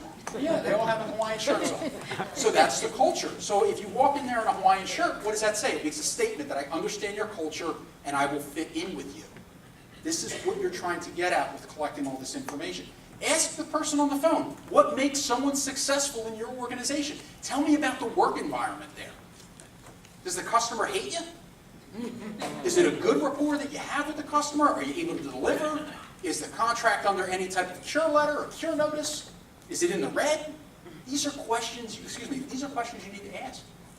People normally won't. I very rarely get these questions, but I encourage people to ask them, okay? But in preparation of an inside interview, and I'm going to shorten this out to 5 minutes because we're not going to probably get further than the interview, but you need to prepare yourself. Make sure you are on the offensive, collecting information from the phone screen. And if they don't get it for you, ask them to find somebody who can give it to you. Okay? The onus falls to you to collect that information. Because I'll go back and say these recruiters are junior, they don't even know the questions to ask. You need to really find that out. It's the research that you do. Okay? So when you come in, let me kind of jump ahead. So after you've done your dry runs and built in enough time, okay? Don't show up in a facility more than 15 minutes ahead of time. If you get there early, hang out in the car, go practice, go around the corner. Rule for me, and trust me, when people ask me how much coffee I had, I don't talk cups, I talk pots. But I will tell you, never drink coffee before an interview. Never. Okay? Never do it. My interviews are always late in the day, because then I've had my coffee fill all day. My caffeine rush is probably running out about 3:30. Honestly, 4 o'clock is when I do interviews. But honestly, never drink coffee. You are going to be anxious, you are going to be nervous, you don't need any other stimulants. Okay? No coffee.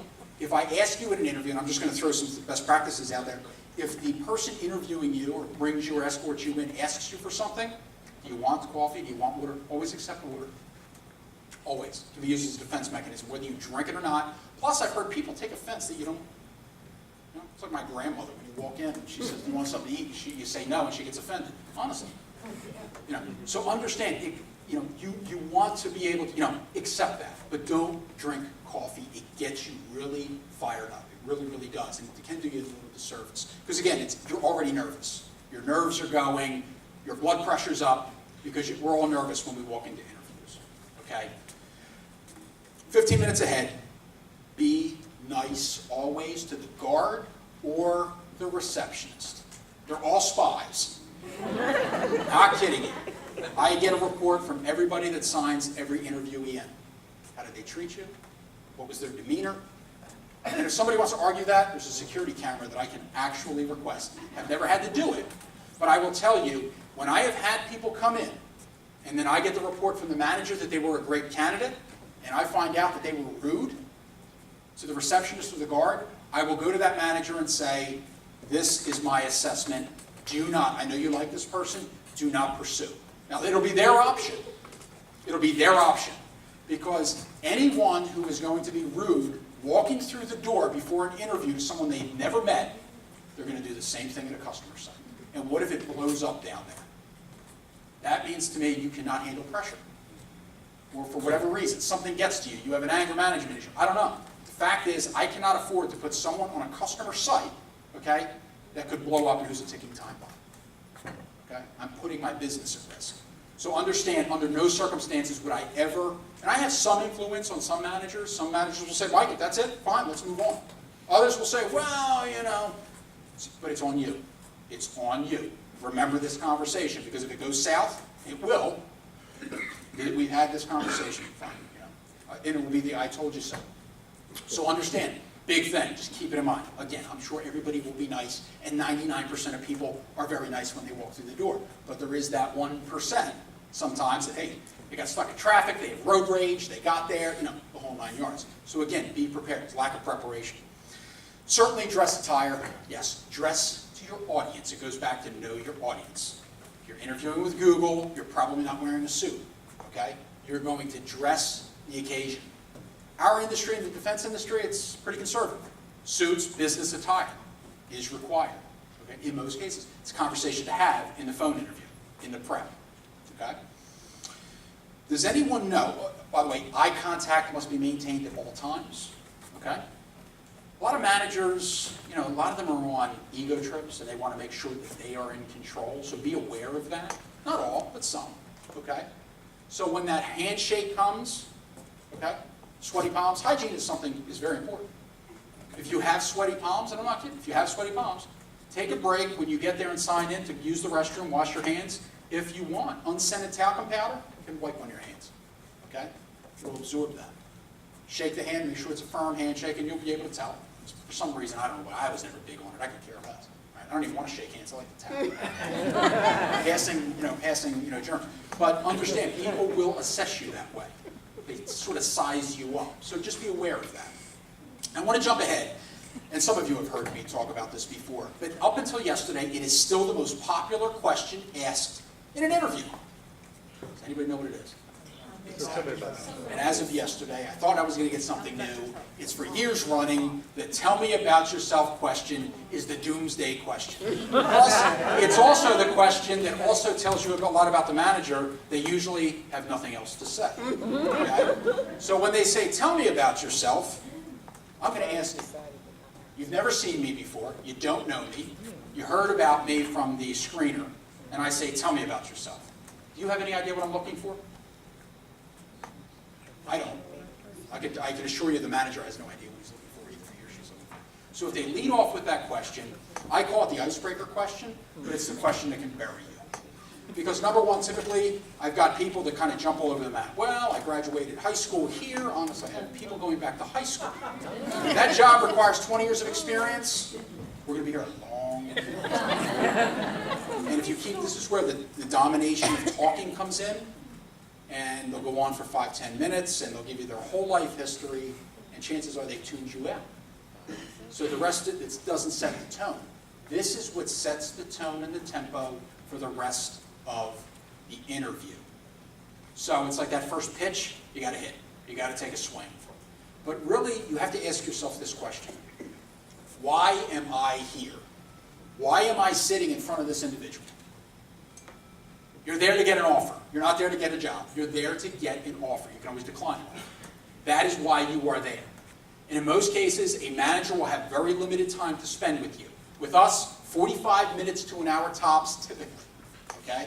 Unless they really like to talk about themselves, then you might be there for a little while longer. But understand, typically you are in a time set. And you need to maximize that time. You are on the clock. So when it gets personal, when they start talking about the ball teams, and I'm a Redskins fan because they noticed, by the way, the lapels of sports teams, nothing. Go in there, don't bring it up, and if you walk in and there's a bunch of Washington Redskins memorabilia around, don't bring it up, stay off it. I don't care if you're a fan or not. Because the more time you eat up talking about yesterday's game takes away from you leaving the impression on me that you are qualified for this job. So if I ask you to tell me about yourself, think, why am I here? Here's the job, and this is what the job requires. So your answer should always be along those lines. I'm a 10-year experienced engineer. Okay? I understand the challenges in this job because you've asked the screener. Or this, and this. I have this, and this. I've done this, and this. How do my qualifications match up against your requirements? Something to that effect. Took you 30 seconds. You didn't dominate the conversation. You put a lot of information on the table. They're impressed. And you just handed the ball back to them. And let them go with it. That is the question where people always get gamed. And it's completely unintentional. You don't know. You didn't know that you buried yourself. Because if you take up 40 minutes of personal time in a 45-minute interview, what's the chances of you getting an offer in 5 minutes? 0. You're not going to get it. And they're going to think you're a swell person. They're going to say, oh, he or she was great. This is what they're going to tell me when I say, how'd it go? Great person. Really had a good conversation, but I still like to see some more people instead of closing the deal. So when you close it, you leave that impression, we want to go no further. That's what buries. Because I always get people, it's great. It's great. We had a great conversation. I'm really confident. I want the job. Well, what did you talk about? We talked. Our kids play in the same ball league. We're both fans. So basically, you ate up time. Great guy to go out for a beer and hang out with, but not the guy that's going to be on my team. Because you may have had the skills and the know-how. You never left the impression that you were the person. You need to leave the impression on me that you are the person to solve my problem. In other words, if lack of the right person in this role is keeping me up at night, I'm still up at night. You did not calm that for me. So let that sink in. Also, in interviews, because then I want to get to the Q&A. Interviews, look at behavioral interviewing questions. You'll get a lot of them. So, tell me about a time when. What's your greatest weakness? What's your greatest strength? We don't really care. What we're looking for is how well you know yourself. Because I'll pick up on a canned response quickly. I want to know that it's a genuine response, you're quick on the uptake. I'm trying to figure out how well you know yourself. And if I ask you what your weakness is and you say it's, I work too hard, sorry, you flunked that question. It has to be a legitimate, like me, patience, like I told you, I have none. And I have no problem admitting that, but I work on it every day. So I have a mitigation plan. You need to make sure that you admit some type of weakness, but also follow that up with how you manage it and how maybe it has led to something very positive. Okay? You never want to leave negative things. You never want to talk about negative things. You never want to bring that up because that's not what we're here for. One quick story and I'll quit. I mentored a young lady a couple months ago. First time, and I do speed networking events every once in a while for one of my committees. So I had this young lady come in, sharp young lady. She came in and she sat down and we started. And I said, well, basically tell me about yourself. Well, I don't have this, I don't have this. I said, whoa, wait a minute. I said, we're going to stop. I said, you've just taken up 20 seconds and told me 10 reasons why I should never consider you. So what we're going to do is we're going to start over again. So you're going to get up, you're going to walk away, you're going to come back, you're going to introduce yourself, and you're going to give me 10 reasons of why I should hire you. And we went through it and hashed it out, and you saw the change. And I said, your negativity of not being offered jobs after 3 interviews is hurting you. And it was. It was bleeding through her pores. Okay? Now, I won't take credit for this, but I put her through a real quick plan for about 2 months. I got an email from her, thank you card actually, in June. She was hired in Boston for the job she wanted. And she said 4 of the questions that I mocked her on were in the interview. So keep in mind, when I say these things, a lot of people use these questions. It's like the textbook of interviewing. So really think about it. And make sure that it's not a canned response, but a well thought out response that talks about you. Okay? Lastly, in an interview, make sure you ask for the job. Okay? In the interview, never walk away unsure. People want to know that you're interested and you want the job. Okay? Number 2, thank you note that day or within 24 hours. Get a business card. If the management isn't giving you a business card, get the screener, get some type of email. Send a thank you note ASAP. Okay? Make sure, extremely important. Extremely important.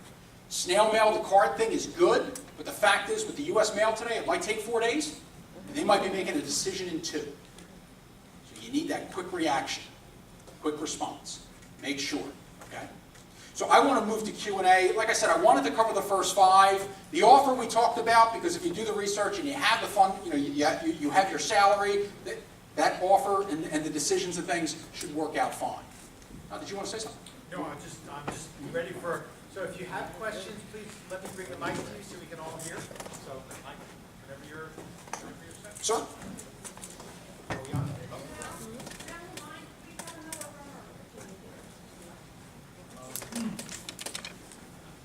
I just wanted to ask about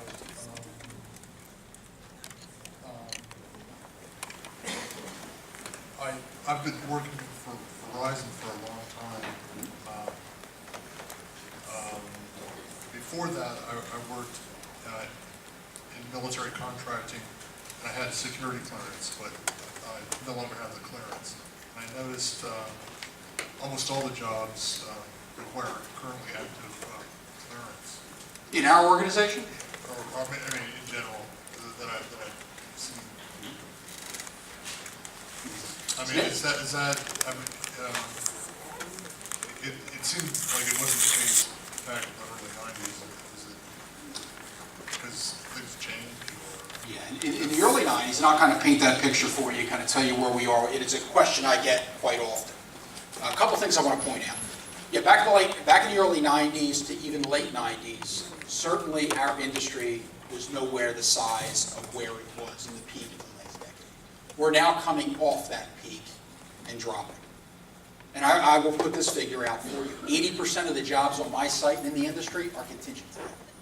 8 in 10 jobs don't have funding, haven't been awarded. This is a backlog of 2 years. I've got programs I bid 2 years ago, still haven't come to fruition, and may never. Okay? I don't know what the projection is, because fiscal year 15 is coming up. Yeah, they reached a budget deal. Don't really know if any of that money is actually going to fall down into the private industry. So it's very hard to forecast. So what are companies doing? Flatline. We're in sustainment mode. We're trying to keep what we have, and hopefully the government will refund what exists. Now, when you have, obviously, the war in Iraq, the war in Afghanistan coming to a close, certainly all that work supporting the warfighter overseas is gone.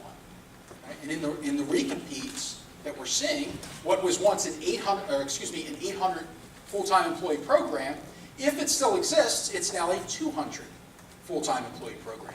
You're seeing the shrinkage of an industry. It's typical. I saw it when I got into this industry right as the Cold War ended. Okay? And trust me, I mean, I was in Philadelphia at the time. At that time, Lockheed Martin was a powerhouse. They had Valley Forge. They had Camden, New Jersey. They had East Windsor, New Jersey. All these plants. Okay? They don't exist anymore. Valley Forge still exists, but that's it. 2 plants closed since then. The fact is, it peaks and valleys. Always does. And it will again. The problem this time, instead of this, we're seeing this. But I don't know when that's going to tweak up. So to answer your question specifically about security clearances, the government pays for those. Now there was talk that all of a sudden the industry and private industry was going to cover the cost. They nixed that because the government cannot relinquish that control. There was talk on Capitol Hill that they were going to say, okay, you companies, you can pay for it, but we'll approve it. We'll do the investigations, but you can pay for it. They scrapped that. Okay? So now funding has tightened, so there's not really money out there to fund new clearances. There's a saturated market of clearances, okay? And a lot of them are out of work because the mission is not there. So I get the question a lot, how do I get a clearance? It's not impossible, but it's extremely difficult. And it comes down to skill set. Because we have an abundance of some cleared types of professionals that aren't in high demand anymore. And then we have a section, like for instance, software engineering, certain types of apps development, or linguists, that still technically could be, if there's funding, to be sponsored. Very difficult today. It really is. And just by nature of our industry, that's what we do. You know, I work in the national security sector of Leidos. 99% of my jobs require some type of clearance walking through the door. Just the nature of our business. Very difficult. Not impossible, but it's challenging today. Thank you. Absolutely.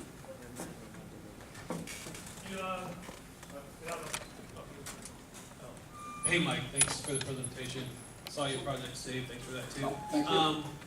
Question, whether you're talking about going back to school, getting a certification, taking care of a loved one, what do you think on resume gaps?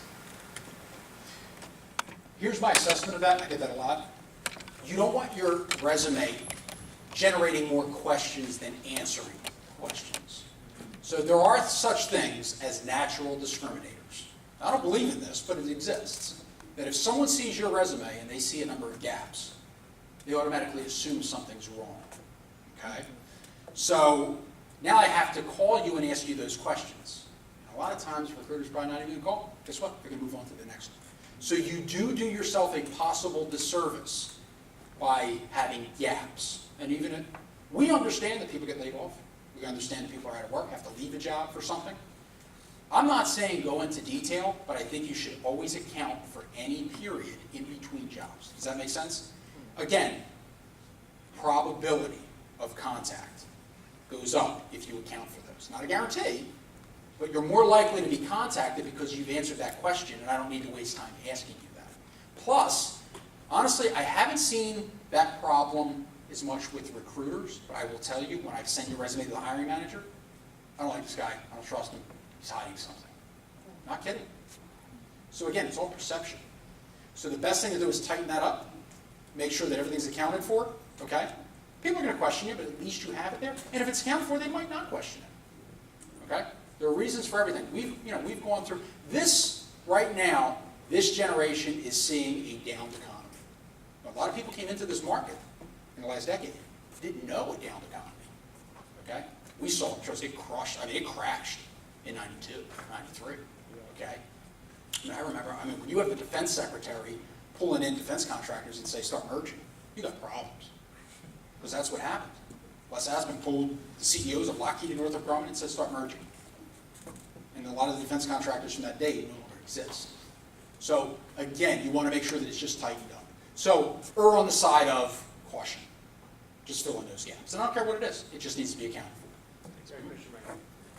Sir? Yeah, like one of, is there one? Okay, like one of the other persons who spoke, I'm an engineer, I'm out of work, and my clearance has gone inactive. And I can't go down to my corner drugstore and apply for a new clearance. And you know, the thing I really kind of ticks me is you can't get the clearance on your own.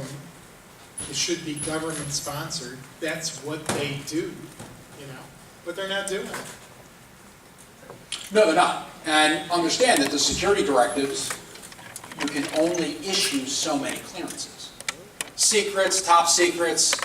Once you start getting into SCI, there's a reason for an SCI, special compartmentalization, which means information that is shared as an SCI, limited number. When I have a contract that has a TSSCI cage code, I can only issue so many SCIs. I need to make sure that that classified information is only available to this many people. What we did over the last couple decades, we probably went a little too far. So again, we are not going to, people will say, oh, they should change that. Maybe they will, but the fact is, to compartmentalize information, which is the whole point of a TSSCI clearance, is to make sure that if there's a leak, it came here, there's only 10 people with that. Does that make sense? So it's a security issue. It's a privilege and not a right, if I could say that. If I could put it in best terms, a security clearance is like a driver's license. It is a privilege and not necessarily a right, if that makes sense, in the eyes of the government and in the eyes of security. Does that make sense? Because I work in the intel community, and honestly, Mr. Snowden didn't do you any favors either, because he's one of the reasons why we are consolidating, in addition to what we were already doing. So understand, I know it's a hard pill to swallow. We have no control over it from industry, and everyone in this room, industry has no control over sponsoring for clearances. We don't sponsor clearances, the government does. The government allows us, if in fact we are a prime contractor, the ability to sponsor a clearance, and we can request it, and they can deny it all day. But they are beginning to exhaust their pool. Beginning to exhaust Their pool. pool of candidates? Yeah, and there's no funding behind that either. And that's going to continue. And yes, there is going to be a vacuum and a void there. And it happened in the 90s. And it's probably going to happen again. When we're talking about going to pre-World War II levels, we're gutting. We're gutting. It's unfortunate. However, we're not the only industry. You know, federal government contracting, defense and intel is not the only component. You're seeing a lot of it because it is the most active. Of all the funded areas, that's probably the most funded right now. But keep in mind that a lot of the companies right now, like Leidos, like Lockheed Martin, are continuing to diversify their portfolios. So the business of the future is not intel. It's not. Not our company. It's in the commercial and international markets. That's where the new business will be. I'll let the gentleman. Thank you for the good presentation. Absolutely. The salary question, you say you always ask that question in an interview as a recruiter, but when you were a candidate, didn't you try to deflect it? To postpone that question a little bit, at least until later in the Why? process? Why? The salary interview? Why would you want to postpone? Because maybe it's not the most important thing, and whatever you say can be used against you, then disqualified. Mm-hmm. That's true. It might not, but you probably will not get a recruiter or hiring manager that will believe you. Okay? The reason is it comes down to this. As a recruiter, if we're talking on the phone in a phone interview, and you say, I want to postpone those talks, I run the risk, and you run the risk, of wasting your own time, and me of wasting my hiring manager's time. So, and I've had this happen, where someone will say, I'll hold off on salary negotiations. I've seen this happen. You have to have a conversation. You got to give me something. Because we run, you have to understand, I put my reputation as a recruiter on the line every time I bring a candidate. Now, I'm dealing with human nature. I'm not dealing with a machine. I'm not in here selling machines. I'm selling human beings. Plain and simple. And human beings can think for themselves, and they sometimes have a strategy. Not saying everybody, But if you tell me on the phone, I want to hold my salary negotiations until later, and then all of a sudden you get in front of my manager and they ask you a salary question, and you're going to probably be more open at that point because you think I'm going to try to lowball you, and you come in $20,000 higher, I'm getting reamed. Because I just pulled my manager off program that he or she's not going to get back, and I took time sold away from them. My managers don't get paid to interview. So my managers are out on site building. Okay, this is our industry now, specifically our industry. My managers are out on site. I've got to have them leave because we can't interview on government site. They have to come back to a Leidos facility, take an hour, hour and a half, 2 hours out of their day to do interviews, and then he or she is going to give me a good verbal talking to afterward to say, why did you waste my time? And then that will go up, and I will tell you, they will roll you under the bus. Because if time sold comes back that month, trust me, they'll use me or any of us as an excuse. So understand we have to be guarded. I understand where you're coming from. I understand that you might be flexible and open, but the fact is there's a little bit more than that. And to be honest with you, if you have to give me something. I mean, that's why I would say self-assessment. You are going to have to hold a lifestyle. Okay, everybody does. What is your lifestyle? What do you need to sustain yourself? Let's just have that conversation, and I'll be fine with that. If you tell me, look, I need this amount of money just to sustain myself, that's a starting point. Because you're probably not going to go lower than that, right? So at least give me that, and then we can build upon that. Does that make sense? It does. Mm-hmm. So again, I think it's better for you really to have this conversation. I really, really do. Are there companies out there that will lowball you? Yes, they are. And chances are you probably don't want to work for them anyway. Okay? So just my advice would be to really do the research and really figure out sort of a ballpark, even if you are flexible, because we need a baseline. Does that make sense? Yeah, thanks. Sure. Hi, I'm Rahini Parikh. I'm an educator, and I am exploring opportunities in diplomacy and development work. And in the meantime, I am looking also at opportunities to work for writing centers at the college and university level because I'm a New York City educator. So even though I grew up in the area in Montgomery County, but anyway. Sure. I have two questions for you about two stories that you told. First of all, what happened to the young woman who you had the offer on the table? Could she make the commitment for 2 years? And then the second question is, how did you know when that company that approached you said that they wanted to hire you, but you mentioned to them that you didn't think that you were right for that position? It sounded like they needed somebody more junior. I was wondering, how did you know? Well, I'll get to that first. To answer your first question, she's just stayed in her job. She's there now. I still stay in touch with her. Actually, I had chased her for a little while. She actually took on that job about 6 months before I pursued her. Okay. So I like to go after people. She just stayed in her role. Oh, Okay. so did she take the job then? Or Oh, no. Oh. No. I told her, don't accept it unless she couldn't give you that commitment. Okay. And I'm glad she did that, because I didn't want egg on my face with my management if she did and roll it out, because it would have been on me. But that wasn't the point. The point was, we need you long-term. That's right. We have a high turnover in that role. Customers getting very angry. I really need somebody who's going to give us a commitment. So again, I wanted to put Lade on the table. But she's still employed at her current position. Secondly, the question about... When you were offered the position. Yes. Yeah. Mhm. First off, that interview was set up by a friend of mine who was one of the VPs over there, okay? And again, I never turned down an interview, so I went and talked, and I met with the COO and CEO. And it wasn't a huge company. It's not like I'm sitting down with Lockheed CEO. This was a small to mid-sized company, but very comfortable. It was a good company, loved the mission. It was a great mission, loved what they do, and they had some good people working there. But probably a CEO and a COO who have no real staffing type background are probably not the people to be designing this job. And I think that's what was going on. Plus, there were a lot of politics involved down at the line level that I would have had to have stepped in.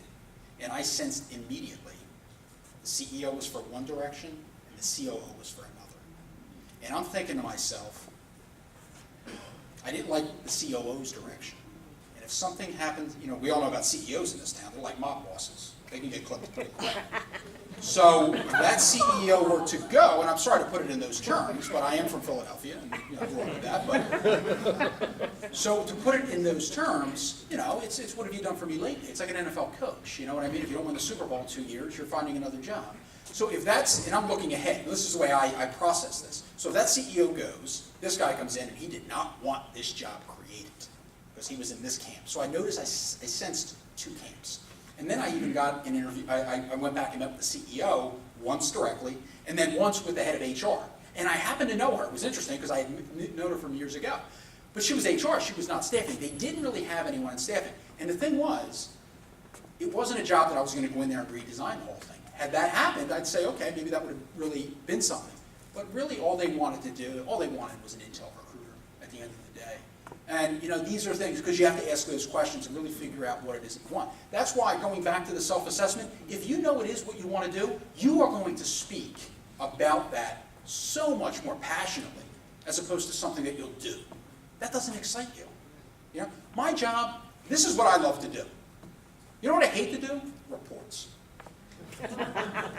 I do my reports at 5 a.m. Friday mornings, and I dread getting up. I love getting up every other day of the week, except Friday mornings, because that's when I compile my reports. I hate looking at reports, okay? You got to do it. It's a necessary evil, but I hate that.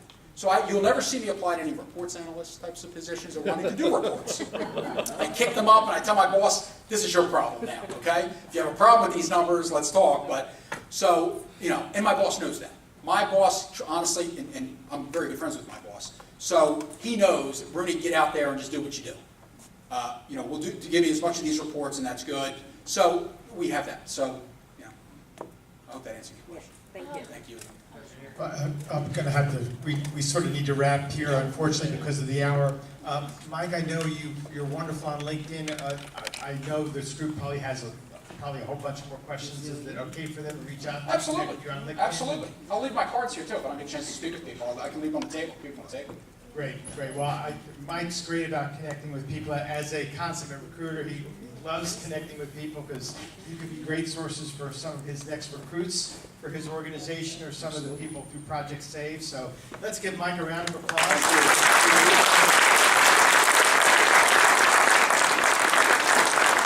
Thank you, Mal. Thank you, everyone, for coming out tonight. I hope this was beneficial for you. I certainly don't ever want to walk away leaving at least one nugget of information. But hopefully this is beneficial. And again, anybody have questions, I'll leave my cards up here. Okay? By all means, please get one. Feel free to reach out to me. I can probably get back to you in a reasonable amount of time. Thank you very much. Thanks again, Mike. And let me turn the mic over to Edia to wrap this up. And we don't need to maul the cards. Mike is on LinkedIn, so if you're not on LinkedIn, get on LinkedIn. Here's Edia. We're just going to briefly stand still where we are. We thank you, Father, for your goodness and your grace, for bringing us your servant, for the purpose you have sent him. Thank you, and we love you. May the Lord watch between me and thee while we are absent one from another. Amen.